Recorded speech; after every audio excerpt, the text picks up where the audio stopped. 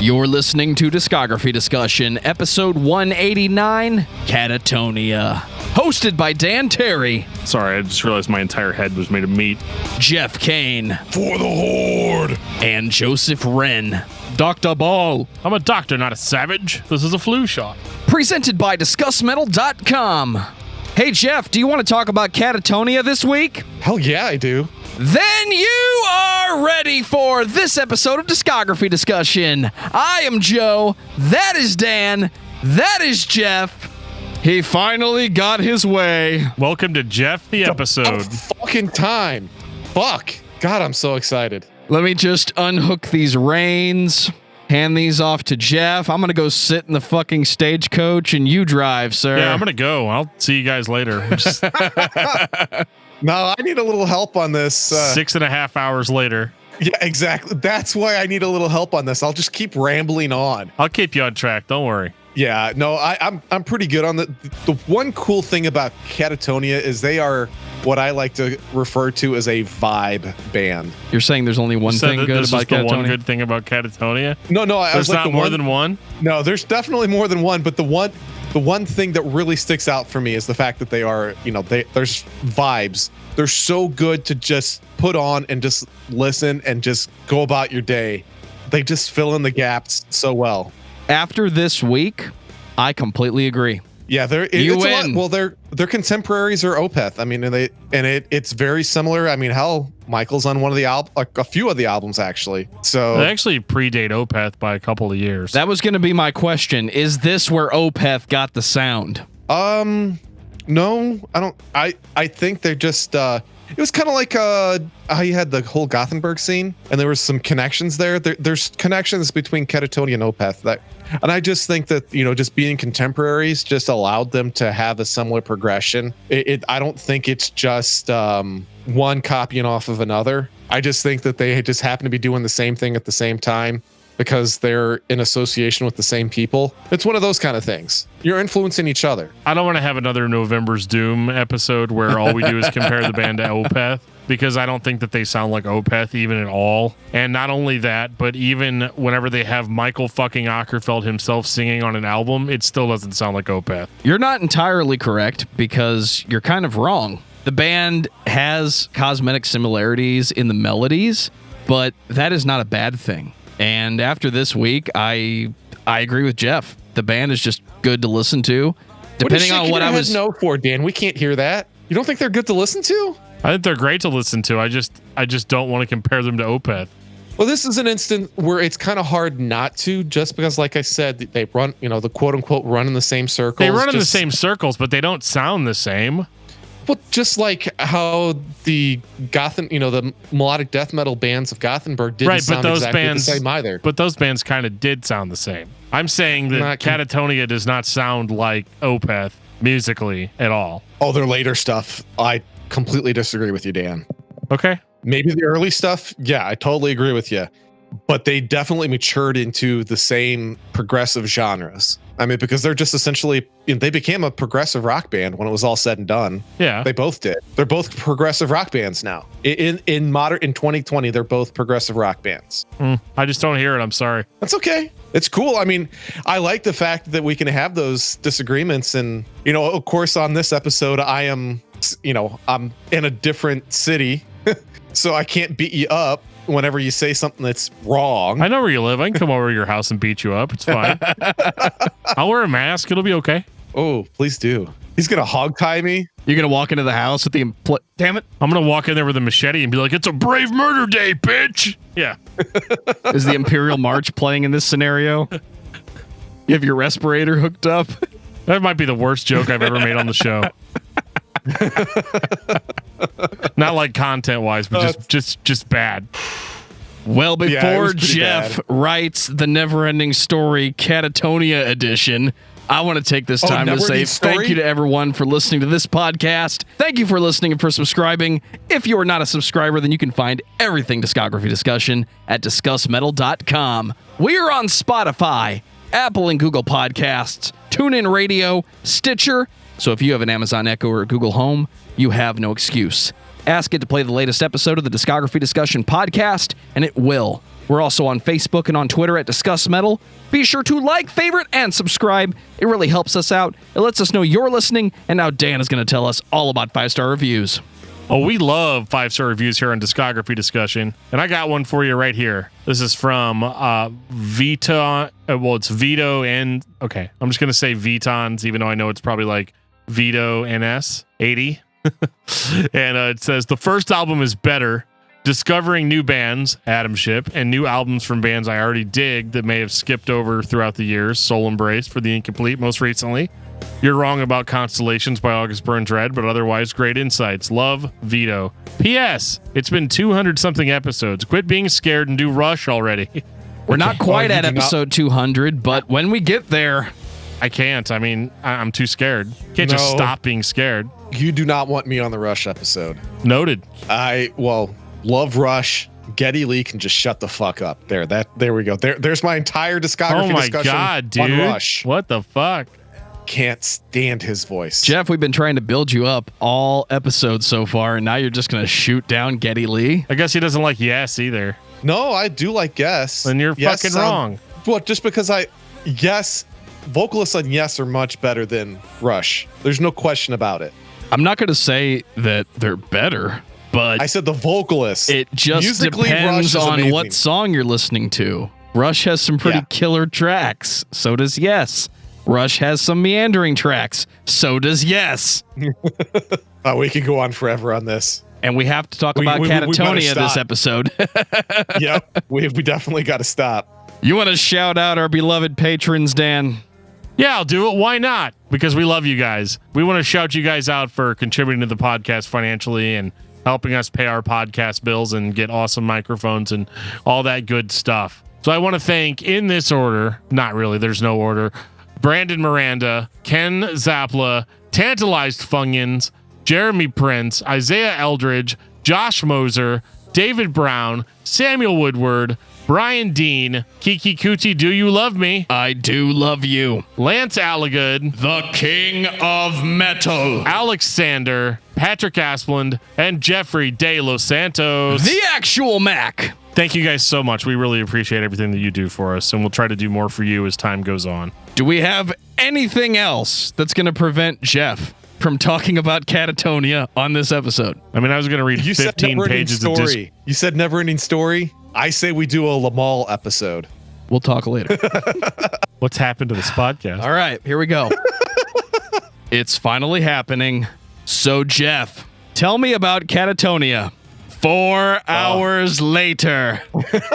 Yeah. You might have to have Dan do it just so I shut the fuck up.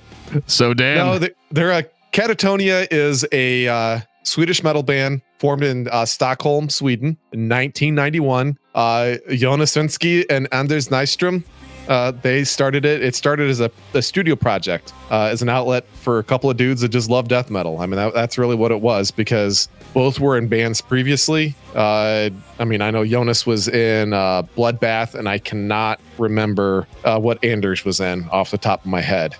I can't remember what else he was in. Anyway, doesn't matter. Started out as a studio project, started out with just some crazy fucked up death metal vocals, turned into one of the smoothest prog metal outfits out there. I mean, they really have gone through quite a transformation throughout their years. And it's a journey that I really, really enjoyed, because this is, if you haven't figured out, one of my all-time favorite bands. I've talked about them a million times on this podcast and how much I love them. So super stoked that we're finally getting the opportunity to, in my opinion, talk about metal royalty, because these guys mean a ton to me. Yeah, dude, this band definitely went on a journey, and it's one of those things where people still complain about Katatonia being like, oh, they don't really play death metal anymore. There's no more scream vocals or whatever. I mean, that was for 2 of 11 albums. Like, get the fuck over it. Like, the band just went smooth. And they've been like this longer than they haven't been like this. So yeah, it's a really interesting journey to take, which we're going to take right now. 1993, Dance of December Souls. Eerie. Wow. Painful. Dark. Hard to listen to, but like not in a bad way. Makes you feel dirty while you listen to it. Well, it's got a lot of doom going on, man. So yeah, it's definitely an acquired taste for a lot of people. And a lot of people will say it hasn't aged that great. And that's mainly because the vocals are really fucked up on this. I mean, the dude Jonas just tore himself up on this album. Quite literally, like, hurt himself physically producing what you hear. What you have with Dance of December Souls is a death doom metal album. Basically incorporates a lot of clean vocals with a lot of, like, as Geoff described, just disgustingly rough, blackened death metal type vocals over this, like, slow grind. And but what I like about this record, even on this one, it is very, very atmospheric and eerie sounding and almost a little bit psychedelic in places. It has a very unique atmosphere about it that makes it wholly unique on its own. And it's true that they never really released anything. I mean, because even their next record doesn't really sound like this one. This was a very interesting debut for the band, because I hear the death doom, but My Dying Bride, this is not. This is much more. I don't know how to explain it. It's just a lot of the death doom from the early 90s that I heard just kind of followed this trope of just playing like super, super heavy riffs, super slow, and maybe throwing a fucking violin in there for good measure. But with Katatonia, this record is loved so much by fans because this is a death doom album where all the songs sound different from one another, and they all kind of have their own kind of unique attributes to them. And so it's definitely an album that, like, you can't overlook. It is wholly unique in that they've never done anything else like this for the rest of their career. Yeah, that's very true. And one of the things that Katatonia really strives for is to encapsulate each individual song. They really want like each song to tell a story. And that's one thing that I think they do fantastically well, is that you feel like on most of their songs, there's like a beginning and an end. Sometimes the middle, it just depends on how long they meander earlier in their career. But it's about as, I don't know, it's probably some of the most brutal vocals I've ever heard, because the guy literally he was literally beating the shit out of his voice while he was doing it. I mean, it's really fucking brutal listening to this guy. There's certain parts of this album where you just kind of wince because you're like, fuck, that had to hurt. And the proper technique is a thing. Yeah. Yeah. I was like, nope. Yep. That definitely fucking hurt, because he was feeling it in the very wrong ways. But it is just so, even when it's like slow and dirgy, it's still driven. You feel like there's something behind it, that keeps the momentum going. Because a lot of times when you get to this type of music, you're like, okay, it is minute number 9 and we're still going. Like, what the fuck's happening here? And I really don't get that vibe with Katatonia. And I think that was part of my initial, draw to these guys, is that they were able to make it work. And I think a lot of it is because they were coming from a different background of different types of music, and like, you know what? We have a passion for this. Let's try it and see what we get. And it's worked great. You said this was a studio project first? Yeah. What else were they doing? Yeah, it was just 2 guys. Yeah, it started out with just 2 guys. Well, Jonas, like, I still can't remember what the fuck Anders was doing before this, but it was Bloodbath was like a straight up death metal band. I thought Bloodbath came later. Did it? Yeah. Yeah, it did. What the fuck was he doing before then? It wasn't Bloodbath. Then what the hell was he doing? I can't even remember. Yeah, because I mean, Bloodbath was like a super group of Swedish death metal musicians from like 1998. It's a mystery even to us. I'm not sure, but I mean, this was obviously the first thing that they had done that was notable, that anybody had ever heard. And so the band, kind of took on a life of their own, especially when you release a record like this. People are going to want to see it. And but I mean, unfortunately, with him blowing his voice out like he did, there's really that leaves kind of this weird void for what they're going to do next. And I believe they actually even broke up for a period of time right after releasing this album. Okay, so yeah, Joe, I don't know if you'll have to do a little bit of working, but Jonas and Anders actually, it was just a 2-piece project. It started in 91. The duo had actually been working together since 1987, but didn't become serious until 1991. Like any good romantic relationship. Yeah, so in other words, the shit they were doing beforehand, they were just doing together, just dicking around in the studio. Found something they liked and just started going with it. Talk about him losing his voice. Yeah, dude just quite literally blew his voice out. Like serious injury and could not sing, could not scream, couldn't do anything. So for their second album, they actually had to do a recruitment and bring in another vocalist who becomes super famous later on because he happens to be in another band that we've talked about recently, and that's Opeth. And Michael Ackerfeld is the lead singer for their second album. 1996, Brave Murder Day. This record absolutely fucking blew me away the first time I heard it. The death doom is pretty much gone here. Like, don't get me wrong, they've still got Michael Ackerfeld screaming over it, but this is not slow, meandering death doom metal at all. This is much closer to what Katatonia would start playing later on in their career. They just have a dude screaming over it. That's kind of most of the difference. This is very melodic and it's very melodic, but it's also very Katatonia heavy, which as we kind of go into this, you'll kind of understand what I mean. It's not that they're super brutal. It's actually quite melodic and kind of nice to listen to. Almost like chill. Like they don't play anything like breakneck speed. They don't do any of the stuff that you would expect like a death metal band to do. These are kind of like almost have kind of like a rock tempo to them. But they still have the screaming vocals in there because that's what you did when you were a Swedish metal band in 1996. That's just that was part of the Swedish sound was we're going to make melodic, beautiful music, but we're going to have a super harsh singer over it and create this kind of contrast. And it works really, really well here. And it does. Like musically, this is just super melodic and just really great. And actually, Jonas sings on at least one track on this one. Yeah, track 3, I think it is. Yeah, and he sounds kind of rough, I'm not going to lie, because he was just still kind of recovering from blowing his voice out. Yeah, I mean, and he does do the backing vocals on this, but they're not the hottest things in the world.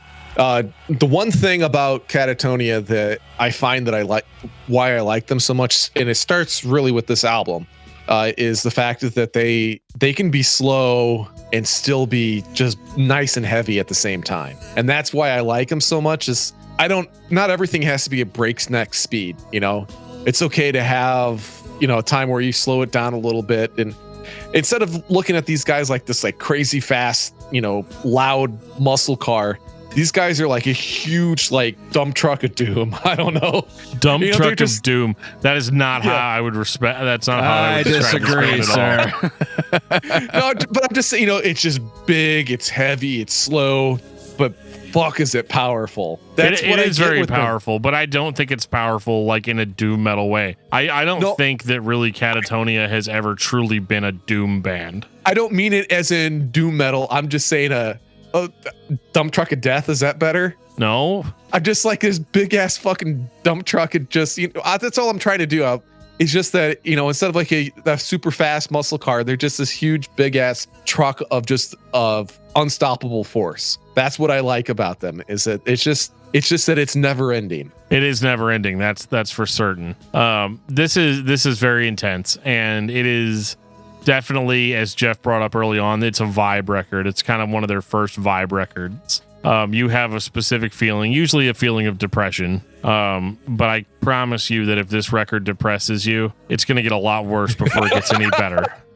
Yeah, it does. Because this is actually one of the more positive sounding Katatonia records. Yeah, depression, loneliness, those are they hit on that stuff an awful lot within their music. But it's not all true. I mean, there's plenty of fiction that they're using because he doesn't want to get too personal, because he's afraid of burnout. He doesn't want to constantly using his own personal life to put the information out there, because essentially you bury yourself raw that long for as many albums as they put out, you're gonna burn out. So you kind of have to protect yourself to a certain extent, and he does. And he said that some songs are personal, some songs are just shit made up. Yeah. Sometimes it's stuff they see in the news and they talk about what it is that they saw.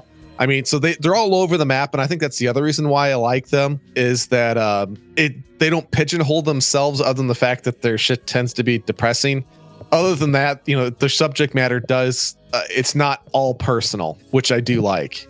It always sounds like they're narrating a film or a story. I get the same vibe listening to Katatonia overall that I get from listening to Showbread, Anorexia Nervosa, or what Phil Collins thinks he's doing when he's singing over the movie that I'm watching. Lion King. Elton John, sir. Oh, is that Elton John? Which one is it? Tarzan. Sorry, Tarzan. Congratulations. You've redeemed yourself. But I like what Katatonia is doing because it can fit into what I'm doing with my day. So if I'm working, I can listen to Katatonia. It was really easy to listen to these records this week, but it was also interesting to pay attention. And I'm definitely in agreement with both of you. It's not going to get good before it gets good. 1998, Discouraged Ones. Oh, real quick, 12. The song 12. It's a must listen. That's all I got to say. It's really fucking long. It's like 8 minutes, but it's worth the 8 minutes. Sorry. Okay. Discouraged One is a huge departure, even from the Brave Murder Day sound. First of all the screaming vocals are gone, and if you have a problem with that, you're gonna have a bad time going forward. They're done. They're done with the harsh vocals. And normally this is where I'd say, oh, but the music hasn't changed all that much. This record I actually think is an exception, whereas these songs are not nearly as complex as the songs that they'd put out on their previous two releases. They go for a much more straightforward, dark rock sound on this record. And it's actually one of my favorites because of that. Like, it's very, very straightforward. It's a no bullshit type of record. It's more simplistic. It's more to the point. But the clean vocal delivery is very emotional. It is definitely not his best singing voice. We're yet to get there. He relies a lot on like doubled harmonies and things like that to kind of get through the songs. Better singer than I am, but it is one of those things where it is noticeable on this record, but it actually works to its advantage because he sounds super, super depressed, and this is a very depressing record. It is one of their dirgiest without actually being like doom metal. The interesting thing, because he, like you said, he has not figured out the clean vocal stylings that he's looking for, that he eventually settles on. And this one, I got a lot of Robert Smith, a lot of like new wave, a lot of Cure. I mean, that's really what I felt when I was listening to this. A lot of Echo and the Bunnymen, that kind of feel. That's what I got from his vocals on this. And I love that kind of music. So it was really easy for me to make that transition in this progression. Worked perfectly fine for me. The actual performances far outweigh the sonic qualities of the record. This definitely sounds like a studio project that two people were working on, and they were doing everything, including recording the songs and mixing, and it just sounds like 1998 if what you had was a 16-track recorder and you did your best. It's also very telling of what you're going to get because the musical performances are there. Everything is there. It just doesn't have the budget that it needs to sound like what Katatonia will become. Yeah, interesting note, the vocal production was actually done by Michael Ackerfeld. Yeah, they kind of retained him, for that. And it's cool. It's kind of frustrating because I love this record so much. I do wish that the vocals were a little bit better, but they're not bad. Like you said, it's very The Cure.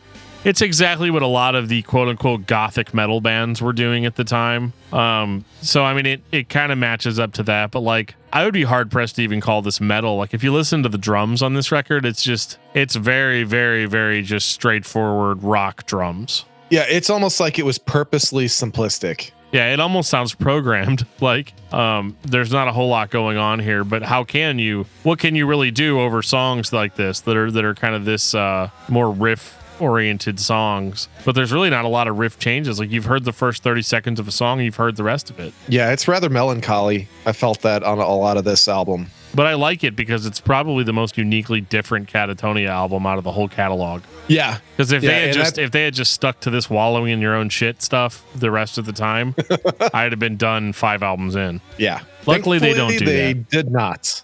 Yeah. 1999, tonight's decision to let Geoff talk about Katatonia is not a decision we are going to regret because it's getting a little better, guys. Just a little bit, not quite there yet. Yeah, we're definitely seeing a little bit of progression. We're not quite to where we would say, quote unquote, it's Geoff's Katatonia, but we're getting much closer to that sweet spot that I love with them. The guitars still sound like garbage, but the drums are definitely getting a little more attention. So it sounds like somebody is improving. I don't know who to blame, but somebody's getting better at creating the sound. I don't know. This is when I really started enjoying the vocals because they really started working their way towards it. And it's mainly because you're starting to get layered Jonases. You know, what's funny is that I bitched on Blind Guardian. I didn't like the that chorus of the same vocals, but for whatever reason, layered vocals for Jonas is magic for me. And it really starts on this album. This is when you really start to vocally and sonically start to get more of a feel of what they are. Can we really say it's a studio project and not two guys that have access to a studio? Because it sounds like we're getting these records as quickly as they're putting them together. So 1993, 1996, that gap makes sense. Dude blew his voice out. 96, 98, 99, you know, we're going to get very quick releases and they're full records and they all sound distinctly better. So to me, it sounds like we're just spending time in the studio writing. We're not getting their garbage. It's not like we're getting everything that they write and it sounds bad, but these are the B-sides and it's a year later. The band is actually putting together these records. Yeah, it's really interesting to how much they have gone through, how quickly they're able to put stuff out. I don't know if they just weren't touring at this point in time and they were just studio rats and were just full of good ideas. I know the further they got into their career, they started getting a lot of writer's block, and Jonas would just write down like random ideas that he thought would make good song premises and just bounce it off of Anders, because the two of them worked. You know, Anders generally writes the music and Jonas does the lyrics, and it was just for a while there they were just mowing through everything, and it's like they just had a ton of ideas and just, you know, change, and it was nonstop. But this is when they really started to, I would say, hit their groove. This is when you're starting to see the real quote unquote modern Katatonia is on this album. Yeah, it definitely moves forward from the last one, which was a little bit discouraging, no pun intending. It's just this is just a little bit more energetic, and not really energetic. That's a really bad word to use, because this is really fucking dark as well. But the songs are more complex. There's a little bit more going on with the drums. There's a little bit. The vocals are a little bit better. It's a stepping stone, but this is where the real Katatonia starts to kind of emerge more clearly than what we had seen before. And overall, I like it. This one's really depressing, though. It takes them a while to get kind of past that, just like real depression. Yeah, we were talking about the wall of Jonas's in this one, and how that starts to become a standard for them, and how much I like it with Katatonia, and how much I can't stand it in Blind Guardian. It's really interesting. That's just because you have bad taste in music, Geoff. I could have answered that for you already. You're welcome. So you're saying that it's terrible with Katatonia? No, I mean, it's fine. I don't really care about stuff like that. As long as it sounds good, I'm into it. Well, see, to me, it didn't sound good. I'm just saying it's just interesting how an individual, me in this instance, loves it on one band. Another band is doing multiple layered vocals from the same individual in a different band, and I don't like it there. It's just interesting on how fickle people are. That's all I was just trying to point out. Yep, people indeed are fickle. Myself, probably the worst about it. It just frustrates people to no end. But yeah, this was a good release. But again, they're still not like 100% there yet. 2001, Last Fair Deal gone down. The actual Last Fair Deal, like literally the last fair deal, just gone. So this is when I think they start to get a little bit more maybe not here, but they're getting more of the mainstream quote unquote rock interest in them. Because I know Tear Gas was pretty popular. That was a real popular song from this album. And I think Sulfur got some airplay as well. But they weren't quite, they're still working their way towards it. They're not 100% there yet as far as what we're expecting. But this is a continuation, I guess is probably the best way to put that. I think they're a fair bit heavier on this record than they were on the last. Not enough for me to call it metal. It's just not really quite there. But I do think that like the vocals are much stronger and much more diverse on this record. He's getting comfortable. They have actual dynamics, whereas I kind of felt like on the last two records, his vocals were just kind of this one sound dirge. And here he's really starting to shine and really starting to kind of break through the songs. And there's just a little bit more positivity on this record. The riffs feel good to listen to versus, like, oh shit, here we go again, Right. It doesn't sound like mainstream rock to me, or at least not mainstream rock in this country. It has that harder rock alternative sound that some bands that were not as popular as others, but maybe got a record deal and so they got pushed on the new release stand. The one that came to mind the most sonically was Pulse Ultra. When I listen to the guitars and the drums and the way that they're put together, it has that harsh, overdriven sound, less rock, more trying to be alternative and bring in other references and other influences to the music, but it's still Katatonia doing what Katatonia does. Essentially, it's two guys jamming on what I assume is guitars and drums, and one guy singing, and when they're done, they have a song. Well, I think we're in a period where they actually have a pretty consistent lineup. I know there was, is this when they had like 4 albums in a row where they had the same members, I'm thinking. Yeah, it is. The last fair deal gone down. This is where you start to see consistency. It's not just a couple of dudes doing it. This is actually 4 members, putting in the hours. It's not just a couple of dudes in a studio anymore. So that Cure comparison that you made earlier may be more accurate than we realize. Yeah. But yeah, it's starting to get smoother. It's starting to get cleaner. They're getting tighter as a group because they're starting to get some consistency. It's a good album, but it's more of a progression / transitional into the next album, which in my opinion starts their greatness, and that's Viva Emptiness. 2003. This is where the shit actually really starts getting good. Yeah, this is the first album where it is modern day Katatonia. Starts on Viva Emptiness. This is the first time it actually sounds like a full band. Well, this is the second album that the quartet has put together. So yeah, they're pretty tight at this point in time. It's really the first time that because there were so many turnovers outside of Johan and Anders on the previous albums. This is the first time where you're bringing in the same dudes that were on the previous album. So yeah, there is definitely a tightness. They've hit their groove, so to speak. The one thing that there's a lot of great songs on here, but the one that really just is fucking perfect for me is Omerta. And I don't know do you guys know the meaning behind Omerta? Because that's actually it's a thing about brotherhood and not selling your dudes out.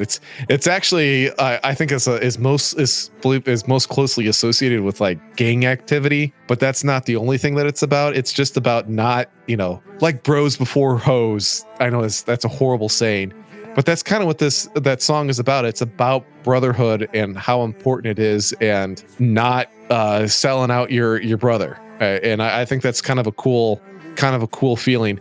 And it's rather, even though it's an ominous subject, it's a rather uplifting song, musically speaking. I feel like they heavied it up more on this record. Like they weren't as afraid to go like play some kind of crunchier stuff, but it's also done in the Katatonia way. So it's all sheened down to like a perfect a perfect chrome almost in a way. And I think that like the dynamics that the band shows off now are in such contrast to their older material, whereas their stuff was like, yeah, it's a dirge, that's the Katatonia sound, don't you get it, you know? And but now they are going, they're delivering a huge range of sounds on each record, and dude's vocals have come like a million miles. Yeah, they're from so where they used to point. be. Yeah. That the one thing that they do, they provide. This is the album that really starts providing the atmosphere. So yes, this is the band that really started, quote unquote, Geoff's atmosphere. It started on Viva Emptiness. No shit. I mean, this is the album that really started that for me. Do I get to say it then? Yeah, absolutely, dude. You are now entering Jeffrey's atmosphere. The layering, the wall of sound, it's everything is filled. There's no like real gaps, and I think that's why I love it so much. It's just so smooth, and like when I talk about vibes, I mean, God, this album it's the perfect one for that. They discovered something that worked well for them. And in this instance, they most definitely stuck with it, because God, has it worked great for them. This is such a smooth album. Yes, at points it's heavier, but the progression from start to finish, that's why one of the reasons why I love Katatonia is starting on this album especially and moving forward. It's so easy to go cover to cover on their albums. I love it. Love it, love it, love it. For album listeners that are into more of the proggy type of rock, this group is right up your alley. It's not the most crazy technical things, but it just exudes, I don't know, a melancholy smoothness to it. It just works for me. If I'm ever just kind of needing to chillax for a little bit and just kind of be a little introspective, they're a great band for that. They're a great concentration band. That's the thing that I've noticed. I was able to get a lot of work done quickly despite the music being a little bit slower than what I'm used, because I'm used to coming in and hate breed all day. And I get some shit done when I'm doing that. But this morning I did a bunch of yard work in the same amount of time listening to Katatonia. But it's not because I was listening to this record. I think that Viva Emptiness is amazing, but The Great Cold Distance is better. Oh, well, yeah, of course. I think it... I mean, it absolutely takes the cake for me. Oh, it's by far their best album, in my opinion. My favorite song is on this album. So it's one of my all-time favorite songs, not just my favorite Katatonia song. One of my all-time favorite songs is on the next album. Is it time? Oh, it's time. It's time. We're going the distance. The Great Cold Distance, 2006. We're going for slow speed. Because Geoff is going to take all night. I'm going to go grab a beer. I love the genre tag on this. Shoegaze metal. That's the first time I've ever heard that term used in reference to a band that I would want to listen to. I mean, this comes off so heavy, and I know everybody's like, stop saying the Katatonia is heavy. They're not heavy. They are heavy, but just in a different, more non-traditional sort of way. I mean, Leaders is one of the heaviest Katatonia songs that has ever come out, like, since the Death Doom albums, it's heavier in a more modern sense. And there's hauntingly more heavy. Yeah, there's more proggy shit going on, and it's just fun. It's like one of the first fun Katatonia records. This album is a perfect 10 out of 10 for me, and has been for a long time. Certainly would buy again. Yeah, and I've listened to this a lot, and I have not gotten tired of it. I will say, Soil Song is top notch. It is one of my all-time favorite songs. It's just unbelievable. Leaders, My Twin, Deliberation. I mean, there's all kinds of just great fucking shit on this album. But whenever he says evacuate and then the guitars kick in, oh my God. Oh my gosh. It's so fucking good. Evacuate, Assemble Here, Soil Song in your throat. God damn. I listened to fucking lyrics. And that's the funny thing with this band. When I was listening through, I really didn't. Really? It's so weird that we're going opposite directions. I was locked into the vibe more than anything else on this record. Have we discovered the true Geoff band? Oh, it is. I mean, it's... Are You Stranded on an Island? You know, they're one of the first bands I'm taking with me. Even that scream on Leaders, I was completely like not ready for. Yeah. I hadn't heard a scream on a Katatonia record in such a long time. And don't get me wrong, it's not like a return to that sound or anything. I mean, it's pretty light and in the background for the most part. So I don't want anybody getting like, you know, their scream boners like chubbed out too much. But like, I do think that like that it again was them being like, hey, we're going to take a left turn here that you're not going to be expecting. The dark and gloomy works really well for this band. Whatever that Cure influenced formula is of a bunch of dudes in a room just creating melodic music, you had some doom and gloom to it, and all of a sudden the melody just fits in with the sound of Katatonia, the drums playing that straight lace groove, not doing too much, not doing too little, the guitars balancing, everything just kind of goes together, and it doesn't feel the same. It feels like on the last records they were trying.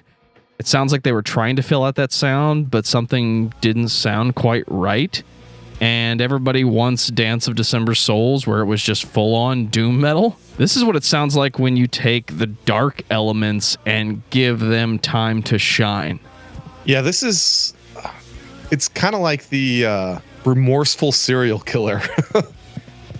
That's kind of how I feel on this album. And I don't know what it is, man. Something, it's so magnetic. It just draws you in. And it's just, for me, this album is such a special experience. It hits you in a way that it's sometimes hard to describe because there's not much out there that sounds like this that we listen to regularly. And I think that's part of what makes it so special to me is that they're able to be hauntingly beautiful and dark and mysterious and depressing and heavy and dangerous all at the same time. I mean, that's a lot of emotions, you know, and a lot of feelings going on at the same time, and being able to pull that off is pretty magical. It's really, really haunting in a way that I was not expecting them to be, because I go into a band like this and albums like this and I think, God, this is just going to be some tropey, wallowing in your own shit bullshit. That's what I think. And sometimes I'm into that. Like, that's what I want. So like, I'll keep listening.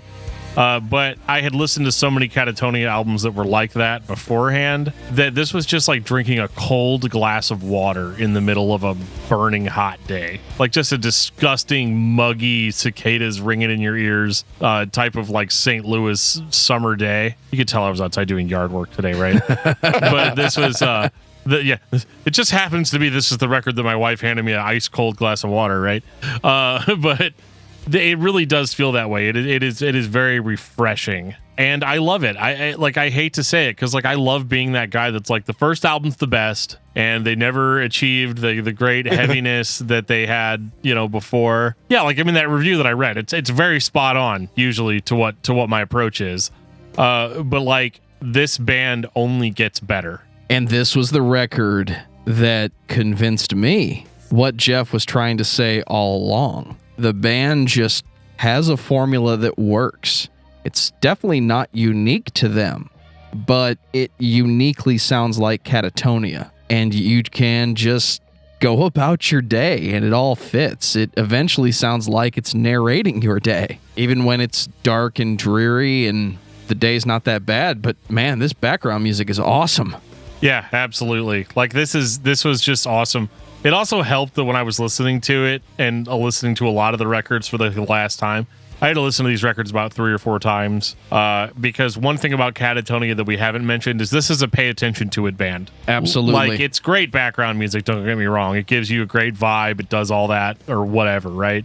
But the key to Katatonia is actually paying attention. Yeah, because I guarantee on that third time that you listened to it, you caught stuff that you're like, I didn't hear that before. Well, in the newer albums, more specifically, and this is jumping ahead a little bit, but not too much, so I'm not going to like spoil our format here, but like the last album that they release is one that you have to listen to several times before you can even understand whether you like it or not.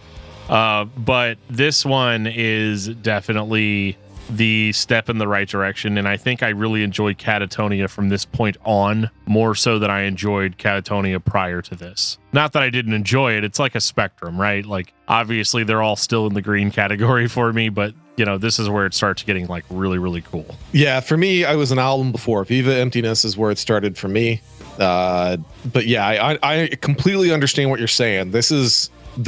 They discovered it on Viva Emptiness, but the Great Cold Distance is where they perfected it. And it's a magical album. And I don't know, it's probably not for everybody. Some people will probably listen to this and think, what the fuck is Geoff talking about? It's just some really slow, depressing, boring shit. I don't know.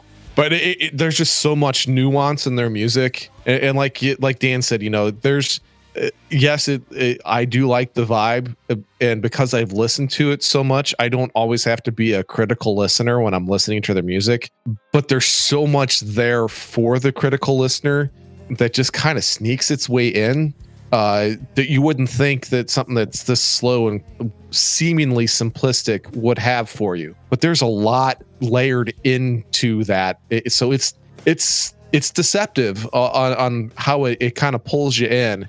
And you discover that there's a lot more nuance than what you originally thought there would be. And that's part of for me, part of the brilliance of Katatonia, especially there's some on Viva Emptiness, but the Great Cold Divide moving forward, there's just a lot of that nuance that makes it deceptively almost complex, because there's just it's a wall of sound, but it's a slow moving wall of sound. And that's, I love that. It just scratches that itch for me, man. I don't know. I love this album. You can tell how much we love this band because everything that we say sounds like a final thought. It's worth mentioning too, that this is the 7th record, and this is the first time it really sounds like the band found their sound. They were trying different pieces of this up until now, but this is what Katatonia is when I think of Katatonia. Yeah. I guess, you know, it does have a bit of a you know, that I'm thinking about it. Shoegaze would probably be a decent, I wouldn't go that far. I think sometimes people mix atmospheric with shoegaze. Like Starflyer 59, this is not. No, I'm just saying the elements of shoegaze that's in there, I mean, it's definitely there now that I'm thinking about it, because I never really pay attention to that. But I will say this, one of my favorite producers is on this, besides Katatonia being in it, but Jens Bogren, who's done, I don't know, everybody. And this recorded everybody. Don't say has done everybody. Come on. Recorded everybody. And he started his first, because he actually did it on Viva. He was also on Viva Emptiness, I believe. Yeah. And that was the first album he did, was Viva Emptiness. And he also did like Ghost Reveries, you know, for Opeth. So I mean, he's done Stabbing the Drama. God damn it, triggered. Yeah, Stabbing the Drama with Soilwork, fucking great shit. Oh yeah, dude. Yeah, Paradise Lost with Symphony X, Watershed with Opeth. I mean, the dude's done Paradise Lost. Man, what are we going to talk about? Soilwork. Oh wait, we did Swallow the Sun. I mean, the dude is just. I could go on and on. The dude's fucking great. Anyway, but he had, you know, him and the band must have had some sort of vision. And they just made it work. You know, they found it, they discovered it on Viva Emptiness and perfected it on this. Love it. 10 out of 10. I'd buy it over and over and over and over and over again. I think up next we have probably the most Katatonia name of an album ever. Night is the New Day. 2009. Night cannot be day, sir. So great album, but it's the same problem that you're always going to have when you come after something as seminal as The Great Cold Divide. It's just not going to match up. This just didn't do it for me as much. It's not that it's a bad album. It's a great album. It's just that Great Cold Distance was their greatest album. But they come, you know, just amazingly out of the gate with Forsaker. Their wall of vocals on that is, God, just removes the stress for me. And it's heavier too. Oh, it's super heavy. Like it's almost djenty in places. Yes, it is. And that's just not something I was ever expecting to hear from them. I feel like there might be some people that are like, oh, they're bringing back the old doom metal sound or whatever, but they're not. They're adding more and more to the atmosphere by adding gravity to each situation. And by gravity, I mean gravity blasts. Slow ones, but they're there. They're there. Right. You know what made me think as like bands like Sleep Token, I think they got their feel from this song. I really do. Yeah, totally. Just that whole like slow moving forward. If you want to describe it as a moving vehicle, I would say this sounds more like a slow moving tank. And every couple of seconds, it rolls over a landmine, and you get those explosions, the dong dong dong, and then it's quiet for a while. But then before you know it, you're back hitting those landmines with your tank. I think that's. But it keeps moving forward no matter what. Absolutely. That's what's so cool about it. So this is more of an ATST situation. I mean, I guess I could see an ATST, especially considering the speed. No. You said ATST. I'm thinking ATAT. Yeah, I was gonna say it's an at. Yeah, you're right. Yeah, the ATST wouldn't be moving fast enough. Or I'm sorry. The ATST. You're right. You're right. The ATST would not be moving slow enough. Yeah, it'd be a little bit faster. Enough. Yeah. You have to have something gigantic like that. Like you have to have your all-terrain. Wait, hold on. What is all-terrain assault transport? Is the ATAT? Well done, sir. Thank you. John Drake approves. Hey, good. You should listen to more Katatonia. But yes. I do think that like this is absolutely not as I don't know. I don't think it's as good as the last album, but I think it's still really fucking good. Yes. And this one did really, really well with the critics as well. You know, this was kind of a critical darling. And I think this is kind of the part of their career where people really started to hardcore paying attention to Katatonia. Not just not just in Sweden, but worldwide. Yeah, they it's so good. I mean, like I said, I love Forsaker, The Longest Year, Liberation. I mean, there's so many good songs on this too.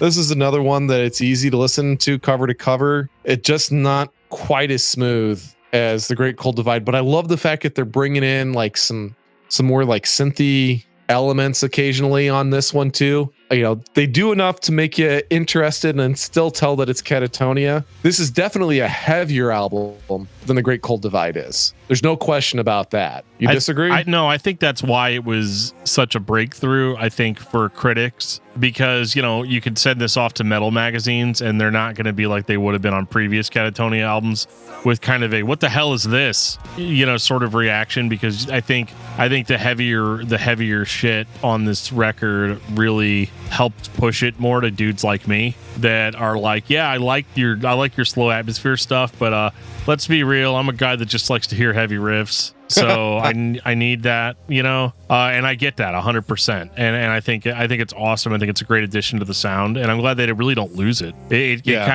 It's so weird seeing a band like this where heavy riffs was the initial basis of their sound. And then over the course of several albums, they weave it out of their sound. And then here we are later on where they're starting to weave it back in. Right. You know, it's very strange. But like weave is a good word because it's not like it's not in prominence and it's not jarring. It just kind of works and meshes its way into the rest of the fabric of what their music is. Well, yeah, because they're not doing like what Paradise Lost did, where they went like super soft like this for a while, and then suddenly one day they just go back to being a fucking death doom band, and you're like, right. Whoa, like what happened here? Like it kind of blew me away. But I mean, I'm totally don't get me wrong, I love Paradise Lost, but specifically for that, like if Katatonia did this, I'd still be like fucking right, you know, but I'm fine with this, you know. And I think that the progressive elements are really playing a lot into this too, because you have a band that's progressive, but they keep all of their kind of their normal Katatonia shit in there as well. And it's not shit. That sounds like I'm dumping on it, but they're still very much themselves, while continuing to weave new elements into their sound. And they weaved an old element into their sound and made it sound like it was a new element. And like that's so crazy. And it's hard for me to wrap my head around, but I mean, here we are. It gets even better it does. As we go on. 2012, Dead End Kings. Another masterpiece, magical album, and they got a shit ton of new fans on this album. This was a huge breakthrough for the band. Big time. I remember Buddy telling me about this awesome band called Katatonia, and I was like, oh, I know Katatonia, you know. But I think at that time, the only album I'd ever heard by them was Brave Murder Day. So when I listened to this, I was kind of like, okay, sure. But it grew on me. It was good enough alone. I listened to it and I was like, okay, let's just tell myself it's been a billion years and this is a different band, even though they are still very much the same primary songwriters. But I love this. I loved this record. It actually okay. Is it just me or does this record sound a little bit like Tool? Like just a hair. Tool circa what year? Lateralis. I don't know. It's not a straight 1-to-1. No, I understand what you're saying. The vibe is not similar enough. I don't get it personally, but that's mainly because I am so entrenched in Katatoniaville that it's kind of hard for me to compare them to and say, don't they sound like? I'm like, no. I'm not comparing them to Tool. I'm saying that like there's a little bit of similarity there. I understand what you're saying, but what I'm trying to get across is I'm become such a Katatonia fanboy. I view it as, don't other bands sound like Katatonia? I mean, that's all I'm saying. But no, I don't quite get that on that. But this is such a smooth intro. I mean, all the way up through Racing Heart. Those first 4 songs are just prog rock magic. It's magical. Whenever you get into the chorus of the parting, and you're just like, wow, that's a lot of Jonas's singing. He sounds so good though. Like he sounds like a totally different vocalist than he used to. It's incredible. Yeah, he really has worked hard, and he really has improved over the years, and it's so good. This album, I don't know if you guys know, I've listened the shit out of it, but it's not actually technically part of their discography. But Dethroned and Uncrowned it's alternative versions of these songs. Yeah. That they do, with somewhat acoustically, somewhat with a symphony, or I think it's actually an orchestra. But it just, I love the fact that they were able to change the dynamics so much that it's almost like they introduced new songs. Yeah. Even though they're the same damn songs, the feels of a lot of the songs just completely change. It's like their version of reimagined. Yeah. Yes, it's so cool because it's so diversely different on a lot of the tracks. They're like, wow, this is not the same. Wait, no, yes, it is the same song. You find yourself doing one of those kind of things. But my God, Dead End Kings, I probably, even though the Great Cold Divide is my favorite, for a while there, I just had Dead End Kings in the CD player, and I just never took it out because it was so good. I just kept it in there, and every drive to and from work, that's what I listened to because it was that good. It was one of those kind of things. And that was for like 18 months that it never came out of the CD player. So yeah, it is a magical album for me. It's another 10 out of 10 for me. Yeah, I know I'm fanboying over here. I'm starting to see a trend, Geoff. What's that? That I like Katatonia? Oh, holy shit, there's a revelation.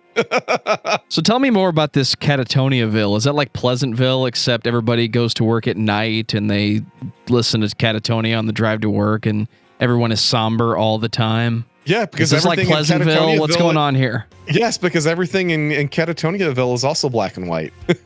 Well done, sir. Oh man, because everything is muted colors. Yeah, it is another one of those hauntingly beautiful albums. I can't say enough, man. Like the party and the one you're looking for is not here.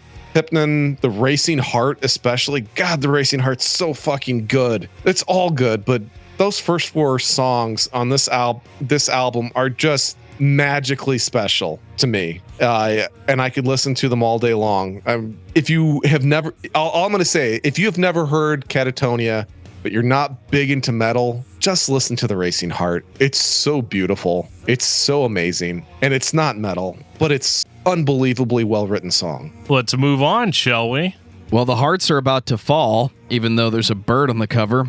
2016, The Fall of Hearts. And it sounds so nice when it starts. It really does. It's got the most evil title in the world, but then it starts so pleasant. I'm starting to get that Katatonia-ville vibe thing again, where they're trying to fuck with me now. Yeah, Takeover is a very pretty song, and there's no question about it. But you can say that about a lot of their stuff. Serene is another one that's actually, that one got a lot of airplay, but they're all beautiful, and that's what makes it great for me. I don't know. I can't complain. I feel lucky that I'm part of the masses that actually knows who Katatonia is and has gotten to enjoy them over the decades. It's so cool. They're such a great band.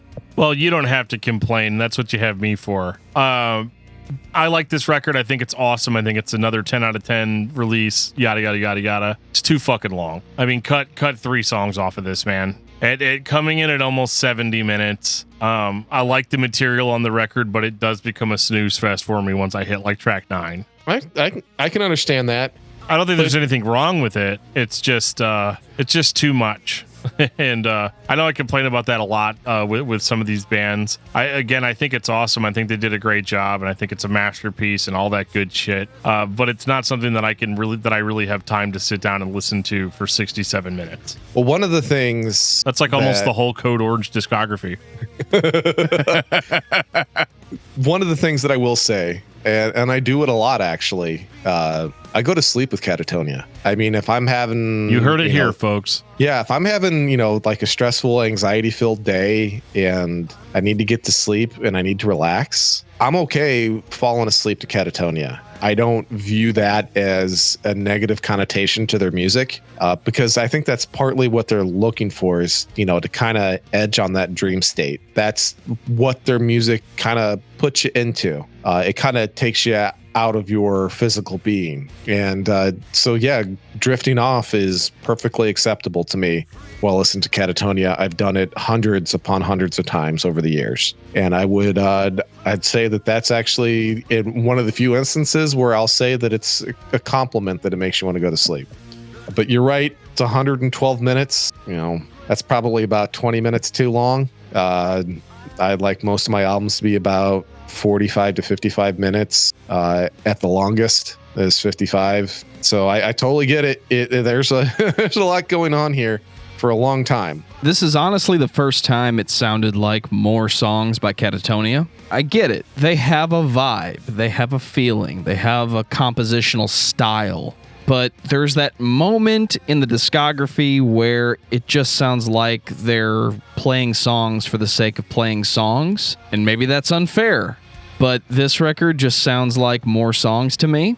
They're very good songs. I like the record. Yes, it goes on a little long. But I didn't feel the same impact that I got from the Dead End Kings or Night is the New Day, or even going back to Last Fair Deal Going Down. So maybe Katatonia's hit their mark and they're just sticking with it. I think that's accurate. I mean, there's a little bit of change coming this year for 2020. Geoff wants to talk about the city burials. But I mean, overall, yeah. I mean, I think that Joe's right. That's something I don't ever say.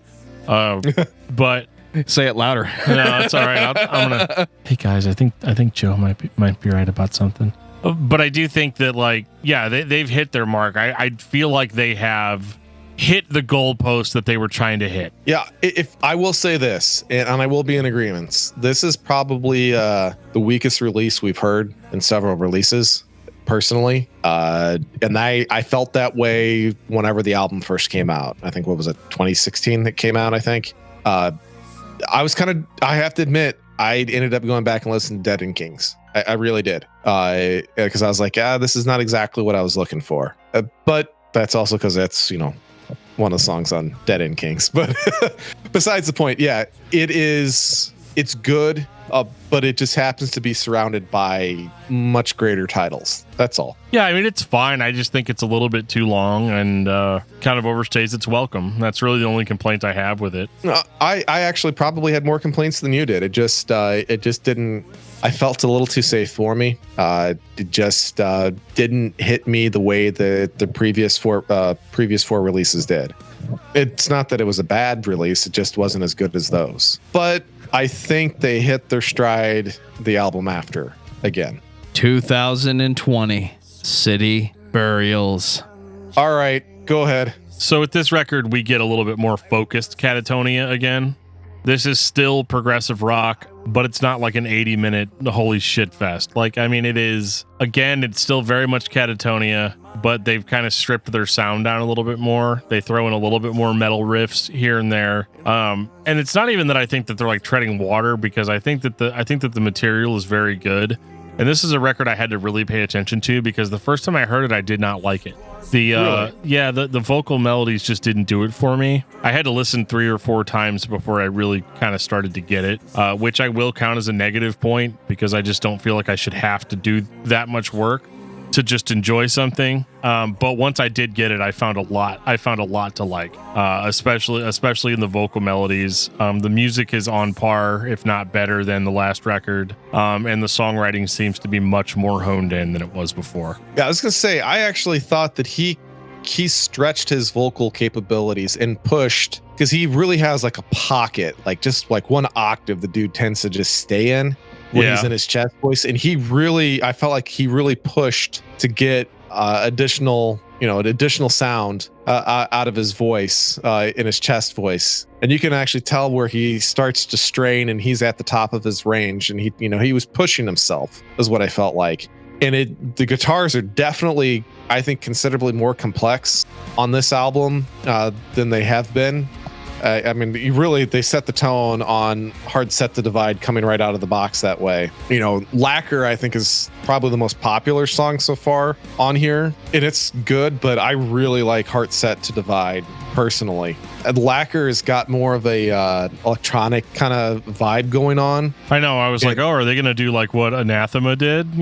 Start going electronic. Yeah, so I kind of dug the fact, that they're still, solidly Katatonia, but they're bringing in certain elements to, as Dan said earlier, to weave in. The fabric is still Katatonia, but they're bringing it in, some special elements. And I really like on Lacquer where he pushes himself on his vocals, though, because he really, you can tell he's trying really hard. And it really kind of brings across a different type of emotion than we're used to hearing from Katatonia. So I really dig that. In his voice, now that he's not doing we're so far removed from what he did, 20 plus years later, he's now just so silky smooth. And he's just, and I've heard him live. He's that silky smooth live. It's pretty fucking cool, actually. Add that to the list of Opeth comparisons.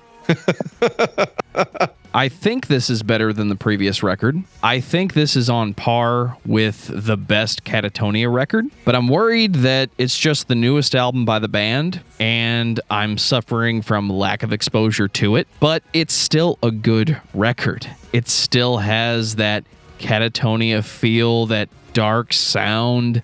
The melody is there. Everything about it is exactly what you're looking for when you're listening to Katatonia. And it pulls you in and it narrates everything going on around you. And that is a good thing, because you can get lost in this music again. And then they all died. Yep. Final thoughts on Katatonia. I think Katatonia is an extremely underrated band. There are so many bands that are cited as the best that everyone complains about because they stopped playing this kind of dark metal. They stopped playing death metal. They stopped playing doom. We mentioned it on the November's Doom episode. If you're not a fan of where Opeth went, why aren't you listening to November's Doom?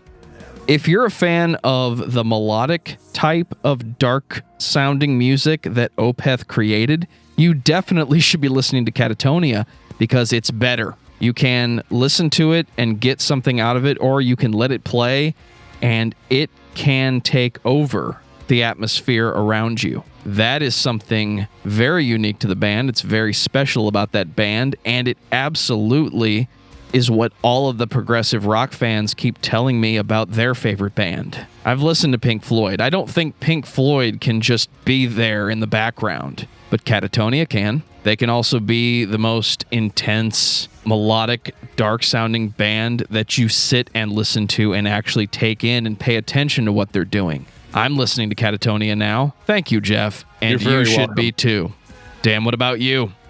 I think Katatonia is one of the best atmosphere bands out there. I think they have an overwhelming amount of material to the point where you may kind of struggle to figure out where to start. I definitely don't recommend starting at the beginning of the discography. Not because those albums are bad. It's just that, like, if you're looking for that vibe that we've been talking about, if you're chasing a vibe, I would definitely start with the later material first and work your way back. And you can kind of appreciate the steps that were taken. I mean, it might seem like a lot of the stuff that you like is being slowly stripped away, but I think that is a more enjoyable way to experience this band. Geoff, final thoughts on Katatonia. Well, this is the band that started Geoff's atmosphere, so that should start. that should tell you a lot right there in and itself. They are a very special band to me. They mean a lot. They got me through a lot.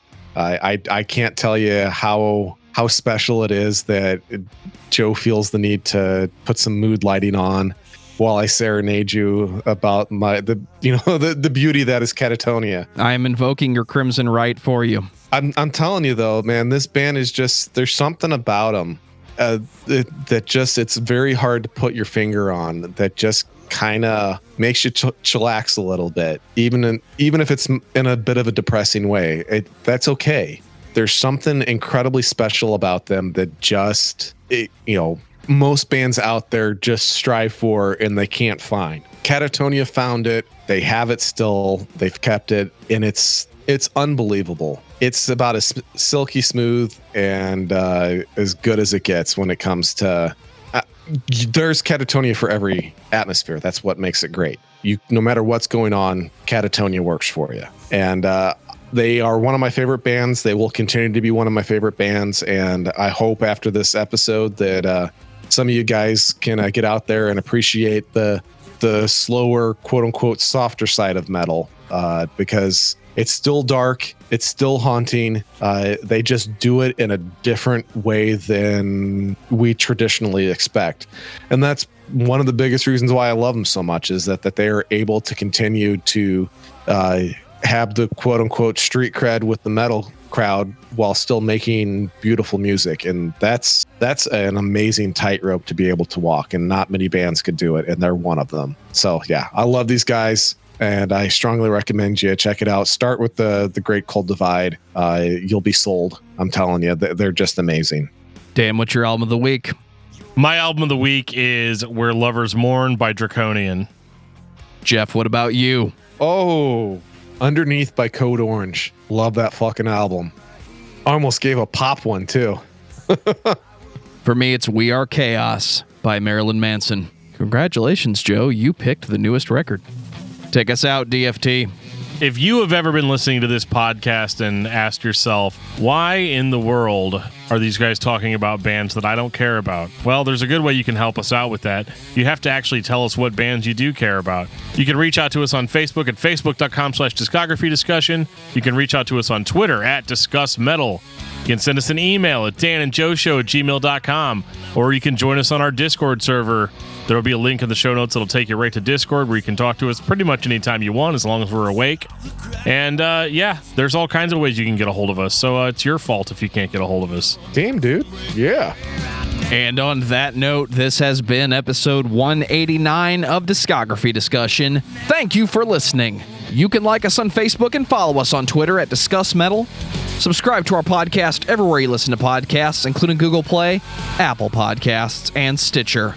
Visit discussmetal.com for all things discography discussion. And please send questions and comments to danandjoeshow@gmail.com.